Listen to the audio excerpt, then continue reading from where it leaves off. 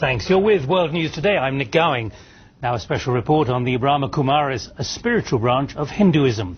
It's one of the few religious groups to be led by women. It's become one of the biggest spiritual groups with over 1 million followers.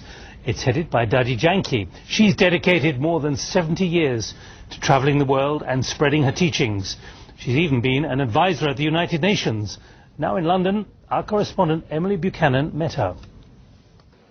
They call it a world spiritual university. In the hills of Rajasthan in India, the Brahma Kumaris aim to provide a soothing balm for the world's souls.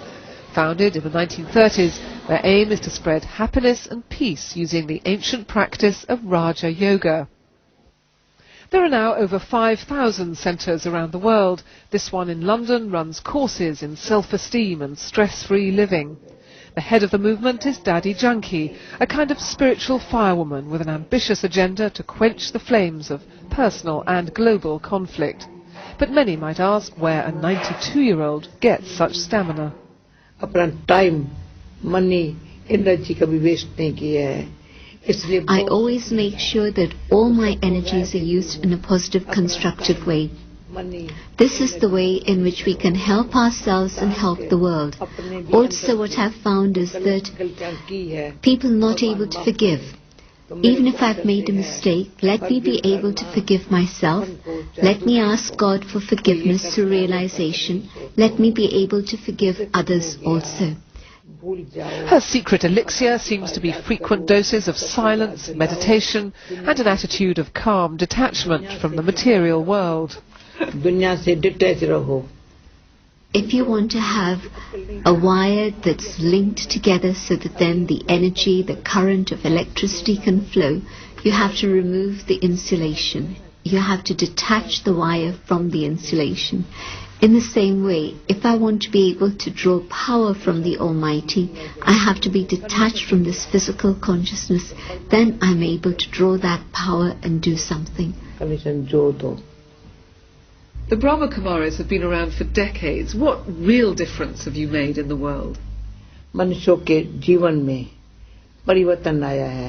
It's been a situation in which we found that so many different people have been able to let go of negative habits, such as drinking alcohol or smoking or other addictive forms of behavior.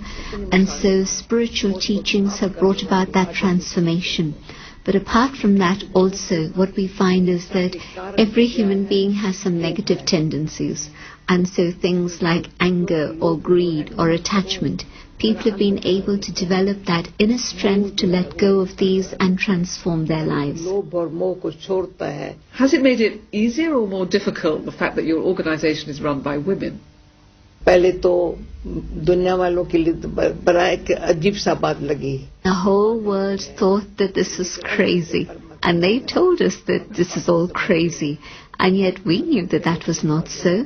And women have two intrinsic qualities that are inherent within them: compassion and honesty. But then there's one particular defect which causes hindrances, and that is attachment.